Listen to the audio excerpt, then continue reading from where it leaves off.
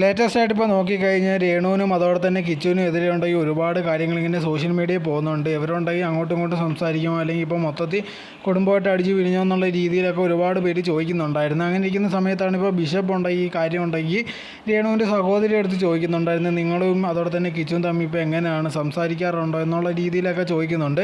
അതിന് മറുപടി എന്നുള്ള രീതിയിൽ ആ സഹോദരി പറഞ്ഞതെന്ന് പറഞ്ഞാൽ ഞങ്ങൾക്കൊരു പ്രശ്നവുമില്ല, ഞങ്ങളുണ്ടെങ്കിൽ അവൻ്റെ അടുത്ത് സംസാരിക്കാനോ അല്ലെങ്കിൽ അവൻ ഞങ്ങളെ മോനെ പോലെ തന്നെയാണ്, അതിലൊന്നും ഒരു മാറ്റവും ഇല്ലെന്നുള്ള രീതിയിൽ തന്നെയായിരുന്നു അവർ പറഞ്ഞിട്ടുണ്ടായിരുന്നത്.